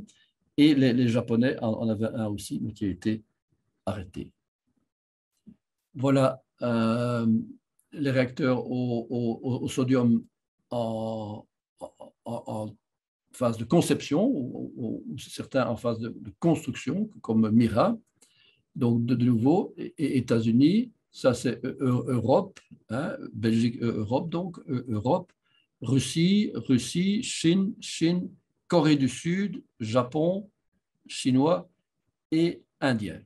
Donc, beaucoup de pays dans le monde envisagent de construire des réacteurs au sodium. Voilà, dans le passé, le tout premier réacteur nucléaire de l'histoire était d'ailleurs un rapide, il faut le mentionner, c'était EBR-1, hein, Experimental Breeding Reactor, 51 à 63.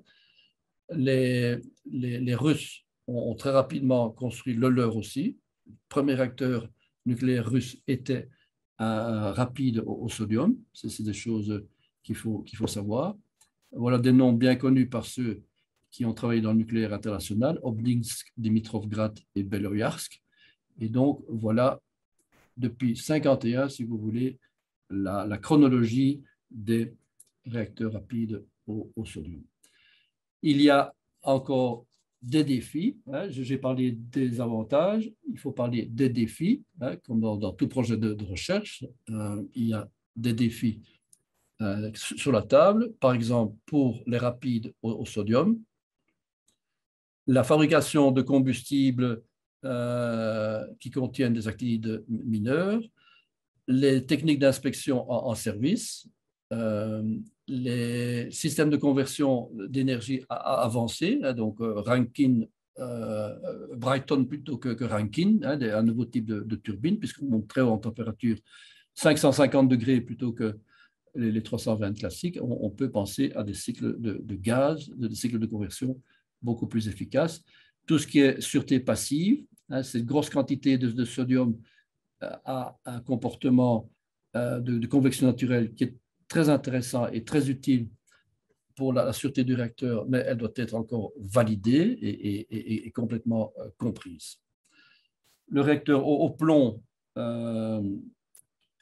voilà son modèle, sa photo standard, si vous voulez, très nombreux avantages. Et évidemment, le modèle, c'est Mira, hein, qui n'est pas au plomb proprement dit, qui est au plomb bismuth, un eutectique qui permet de travailler à des températures plus bas.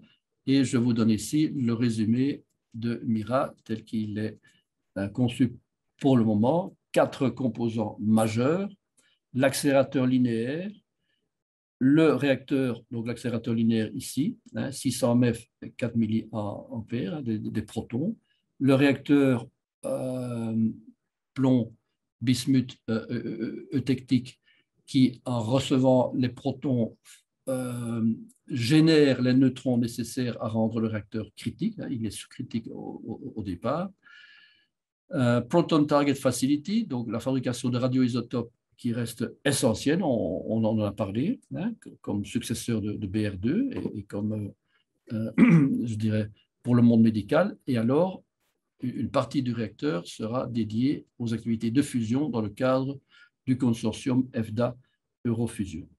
Donc voilà une machine qui est extrêmement intéressante, qui est devenue un projet international que, comme vous savez, je répète, avec un financement belge de 558 millions d'euros et une série de financements de l'étranger pour compléter cette somme. Donc voilà les défis pour les réacteurs au plomb, hein, en particulier les matériaux, puisqu'on est dans du plomb à haute température, c'est de la corrosion. Il faut repenser, enfin il faut penser aussi, mais ça c'est la même chose pour d'autres réacteurs. Tous ces éléments sont parfois communs à tous les réacteurs de génération 4.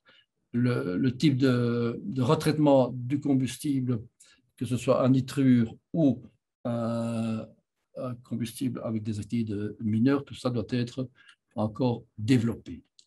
Les rapides au gaz sont assez intéressants aussi parce qu'ils montent très haut, hein, ils sont rapides, donc ils consomment, ils brûlent les déchets, on l'a assez dit, les activités mineures, neptunium, accurium et les autres. Voilà, le défi ici, c'est le très haut burn-up et la densité de chaleur qui font qu'on va passer à des combustibles non conformes. Les fameuses petites billes qu'on verra un peu plus loin dans les réacteurs rapides au gaz et pourquoi pas des plaques aussi ou alors des pellets comme dans les réacteurs classiques, mais alors des pellets d'un type spécial. Donc, un nouveau type de combustible nucléaire est probablement nécessaire pour les réacteurs au gaz. Voilà les défis auxquels sont confrontés les réacteurs rapides au gaz aujourd'hui, hein, en particulier le problème de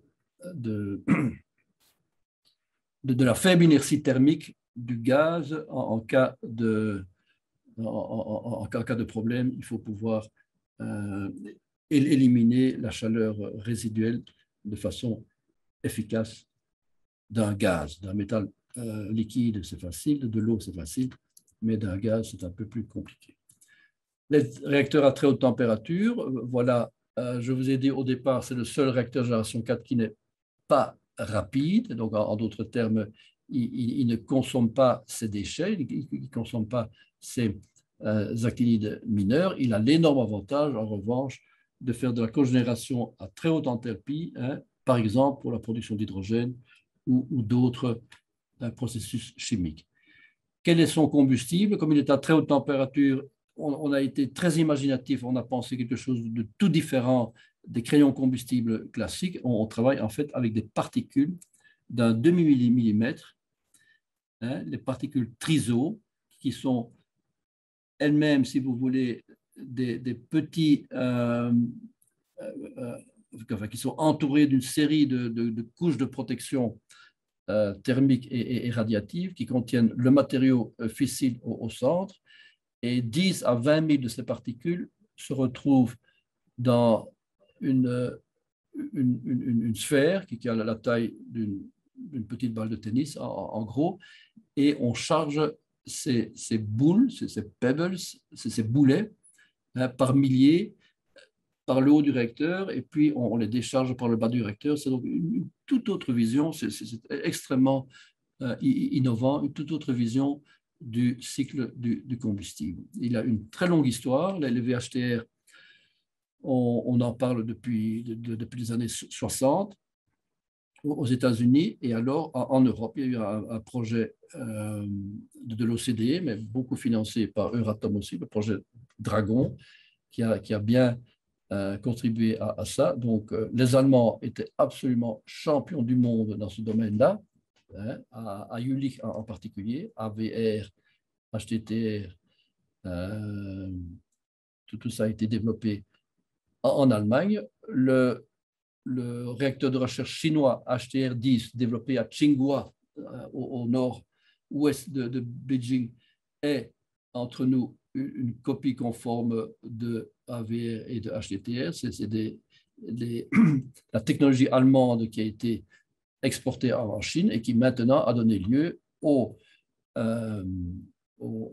HTPM 200 dont je viens de vous parler, à ce premier réacteur génération 4 construit au monde. Donc, c'est un type de réacteur qui est extrêmement populaire, qui a été dans le passé extrêmement populaire et qui le restera probablement parce qu'en particulier, il produit de la chaleur à très haute température. Mais encore une série de défis est sur la table, en particulier les matériaux.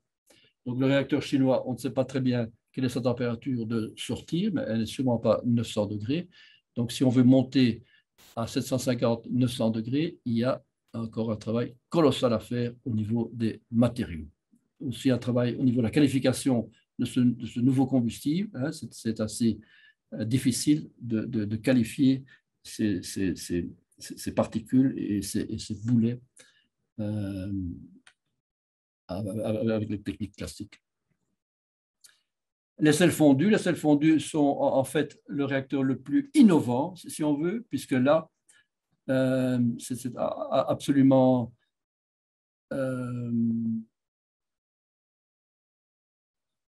innovant, au risque de me répéter. Le combustible et le caloporteur sont mélangés. Donc le combustible n'est ni liquide ni gazeux, il est mélangé dans le sel fondu. Et le sel fondu, comme on sait dans d'autres technologies, a des propriétés très intéressantes au point de vue inertie thermique. Hein, c'est utilisé dans la, la concentration, dans le soleil concentré en particulier. Donc, qu'est-ce que c'est les réacteurs à sel fondu? C'est dans cette grande cuve, si vous voulez, on fait circuler en permanence des sels de fluor mélangés à de l'uranium, du plutonium et du thorium. C'est un réacteur qui est particulièrement adapté au thorium. Et il y a un circuit de purification chimique permanent pour garantir que le fonctionnement reste sûr et efficace. Voilà un réacteur européen. Donc, c'est le projet Samophar qui s'est terminé il y a peu, mais il y a une suite qui a démarré maintenant. Un projet, juste pour vous donner une idée, de 5 millions d'euros au total, pour lequel la commission Euratom a contribué à hauteur de 3,5 millions, coordonné par Delft, et extrêmement intéressant, extrêmement ambitieux. Voilà, sur un schéma très simple, comment fonctionne le réacteur. Le sel fondu mélangé au matériaux fissiles et circule en permanence dans le cœur, les pompes sont à l'extérieur. Il y a des blanquettes, des couvertures de thorium ici. Et donc, on est vraiment dans cette perspective qu'on a expliqué dès le début. On va utiliser le thorium-232 qui est fertile, rappelons-le, il n'est pas fissile. On va le transmuter en de l'uranium-233 qui, lui, est fissile. Et on va utiliser le plutonium 239 en particulier. On peut même, dans ce réacteur-là, jouer grâce à cette mobilité du mélange caloporteur-combustible, on peut jouer sur les aspects breeder et burn. Donc, il peut être soit surgénérateur, soit brûleur d'actinides selon le régime qu'on lui impose. Donc, c'est un réacteur extrêmement souple au point de vue efficacité. C'est un projet à suivre absolument. Bien entendu, énormément de recherches encore à faire avant de le construire. Hein. Ceci est un concept. Hein. Il ne fonctionne pas encore. Bien entendu, il y a encore beaucoup de choses à mettre au point, en particulier dans tout ce qui est chimie de ce mélange très innovant, combustible nucléaire et caloporteur, et bien entendu, de nouveau, dans les matériaux. Il faut trouver des matériaux qui résistent. On a vu tout à l'heure qu'il y a une densité de puissance de 330 mégawatts par mètre cube. Donc, ce sont des défis pour le matériau absolument colossaux. On va en parler un peu plus loin encore. Le 6e réacteur rapide, c'est les supercritiques. Ça, c'est très intéressant. C'est supercritique au sens thermodynamique, pas au sens neutronique, bien entendu. Qu'est-ce que ça veut dire? On va le voir dans un instant. Donc, on tourne dans les conditions supercritiques. On a donc une température très élevée pour de l'eau. On est dans de l'eau. On n'est pas dans du métal liquide ni dans du gaz. On est dans de l'eau, mais à des conditions supercritiques. Donc, on arrive à des rendements de 45% au lieu des 30-35% d'aujourd'hui. Supercritique, qu'est-ce que ça veut dire? Une petite piqûre de rappel de thermodynamique.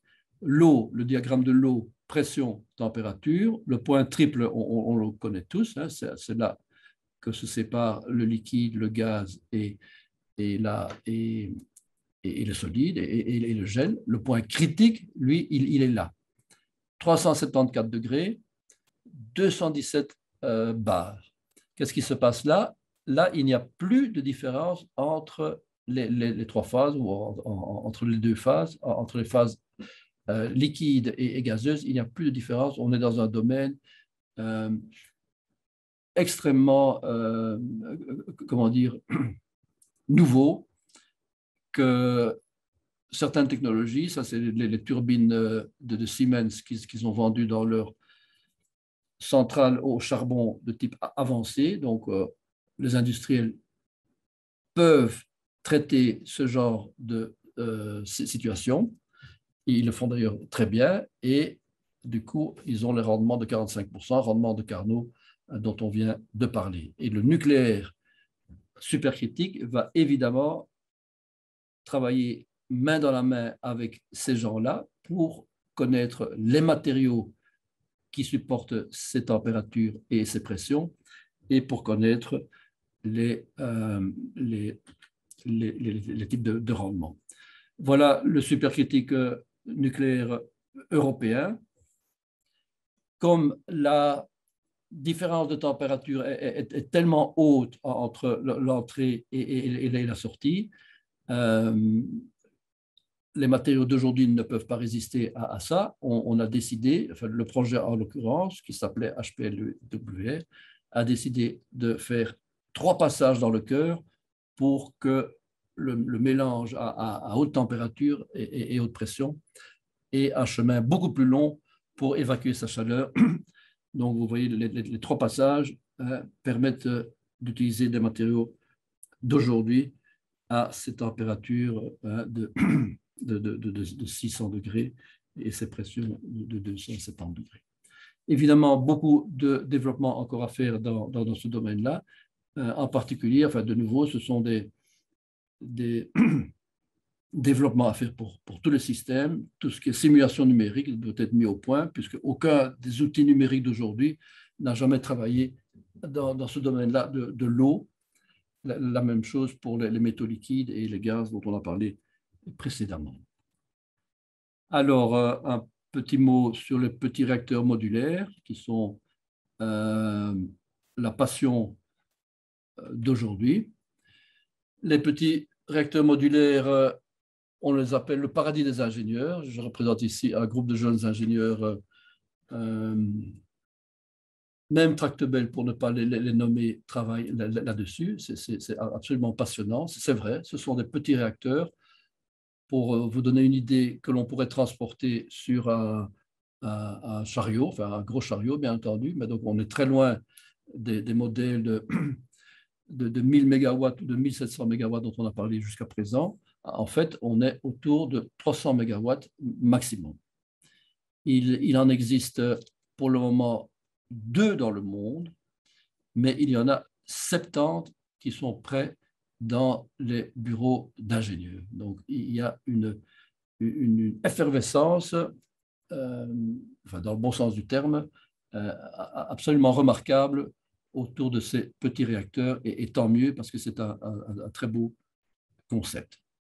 On va regarder en 2 mots de quoi il s'agit. L'un des 2 modèles qui existent aujourd'hui, c'est un réacteur flottant russe qui existe depuis 1 an et demi, qui est très intéressant. Il s'appelle l'académique Lomonosov. Il sert à alimenter les nouvelles villes que la Russie est en train de construire dans sa zone arctique, au nord de la Sibérie, du côté de la mer de Mourmansk. Il produit 70 MW électriques et une chaleur de 50 gigacalories par heure. Donc, l'idée pour les Russes, c'est de faire déplacer ce bateau de ville en ville selon les besoins, en particulier les nouveaux champs de gaz et de pétrole qu'ils ont découverts dans cette zone-là, et donc qui ont besoin d'urgence de mégawatts électriques et de chaleur. c'est très intéressant de voir comment les Russes sont les premiers dans ce domaine-là. C'est évidemment une technologie inspirée de leur brise-glace nucléaire et de leur, peut-être un peu moins de leur sous-marin nucléaire, mais de leur brise-glace nucléaire. Ils ont une longue expérience dans ce domaine-là.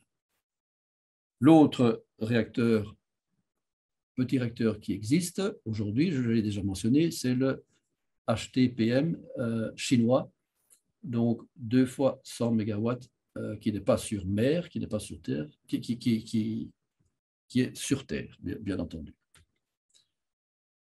Donc, qu'est-ce que c'est l'idée? Voilà un réacteur encore plus petit qui rentrerait qui voyagerait sur la benne d'un camion normal et qui irait alimenter un désert ou n'importe quel endroit isolé qui aurait besoin pour des besoins divers, que ce soit exploitation de minerais ou même, on a pensé aussi, alimentation de camps, par exemple, de camps d'hiver dans des endroits isolés qui ont besoin d'urgence d'une source d'électricité et de chaleur.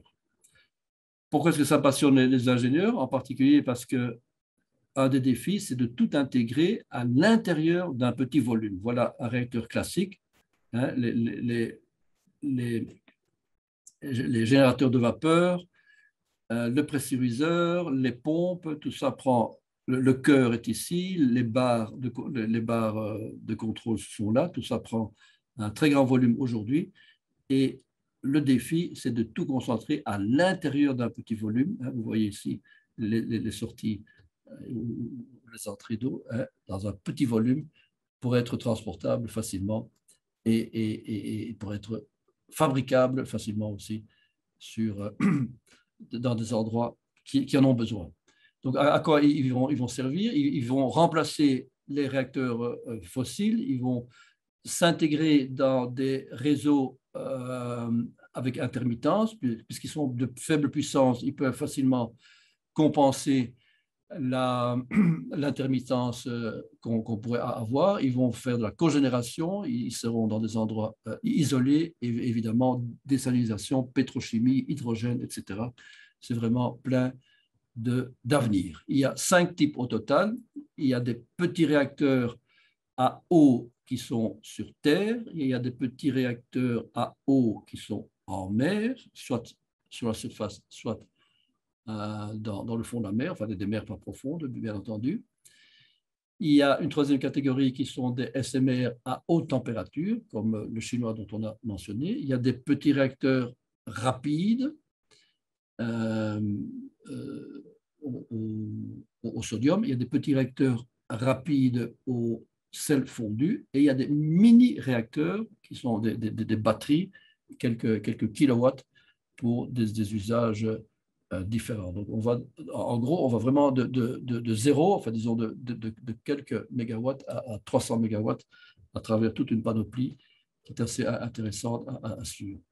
Beaucoup de startups là-dedans. En Europe, enfin, à l'époque, le UK, le Royaume-Uni, il était en Europe, hein, Moltex, je vais en dire deux mots, Copenhagen Atomic Seaborg, etc. Aux États-Unis, Bill Gates a investi une certaine somme d'argent là-dedans, Torcon, Terrestrial, Fly, Transatomic, Elysium. Donc, il y a toute une série de startups qui a démarré dans ce domaine-là et qui vaut la peine d'être suivi. Moltex est un petit réacteur intéressant, britannique-canadien, qui fonctionne sur le principe des sels fondus, rapides, donc très intéressant. Ils sont très ambitieux, ils sont tout proches de la commercialisation, en tout cas d'après les publications.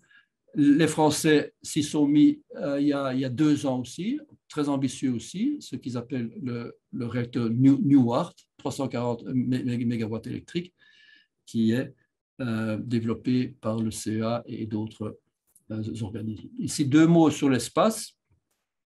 2001, l'Odyssée de l'espace, sans trop rêver, on peut dire qu'on y va. On y va D'abord parce qu'on a accumulé beaucoup d'expérience dans l'exploration spatiale avec le plutonium 238 qui servait que comme source de chaleur pour produire de la chaleur et de l'électricité par conversion thermoélectrique. Et alors, plusieurs organismes, en particulier la NASA et l'ESA, travaillent maintenant sur de la propulsion nucléaire, ce qui est beaucoup plus ambitieux que les RTE. Donc là, il s'agit d'envoyer de l'hydrogène liquide dans un cœur de réacteur ultra puissant pour faire la force de propulsion nécessaire à aller au-delà de Mars. Vous savez qu'on peut aller jusqu'à Mars avec des panneaux solaires, mais au-delà de Mars, il n'y a plus assez de soleil. Donc, il faut autre chose comme source d'énergie, chaleur et électricité. Voilà, depuis les années 60, on travaille sur les réacteurs nucléaires dans l'espace et il y a un nouveau mouvement qui a démarré il y a quelques années en collaboration avec l'ESA et la NASA. Conclusion, recherche internationale sur la fission nucléaire. Plus que jamais, on a besoin de travailler ensemble, continuer à travailler ensemble. Et 2 mots sur la science au service de la politique, qui, je crois, est un message très actuel. Donc, conclusion globale, on peut dire qu'on a besoin de toutes les énergies. On ne peut pas se passer de quoi que ce soit. Bien entendu, il faut décarboner. Cet objectif reste ultra important et dominant, mais il y a des applications où, en tout cas, dans le court terme, on a besoin de tout, le tout dans le contexte qu'on connaît bien, avec les contraintes qu'on a vues, le fameux triangle économie, société et écologie. Tout ça est un travail de recherche et d'optimisation à faire encore pour de nombreuses décennies. En particulier, si on est vraiment sérieux sur la décarbonation de l'électricité et de l'énergie en général, il est évident que le nucléaire et les renouvelables doivent travailler ensemble. Je l'ai assez démontré, il y a une complémentarité qui est nécessaire. C'est un mariage de raison, comme on dit, c'est peut-être pas un mariage d'amour, mais c'est un mariage de raison qui, je répète, existe en France, en Finlande, en Suède, dans de nombreux autres pays et qui vaut la peine d'être suivi. La recherche internationale, voilà une photo assez sympathique d'un groupe de chercheurs dont je me suis occupé à l'époque. C'est pour juste vous donner une idée de l'enthousiasme qu'il y a dans la jeunesse européenne. En l'occurrence, c'est un projet Euratom qui ne demande pas mieux que d'échanger et de préparer le futur. Donc, Horizon Europe a tout un paquet de recherche Euratom, bien entendu, qu'il faut suivre, qui est public. Dernier message, bridging the gap between science et policy, il est évident que plus que jamais, au niveau belge et au niveau européen, il faut que le comité scientifique sorte de sa tour d'ivoire et parle au monde scientifique, et inversement, que le monde scientifique écoute et trouve un langage commun avec le monde scientifique, parce qu'il y a énormément à partager, surtout quand il s'agit de grosses décisions à prendre. Voilà, merci de votre attention.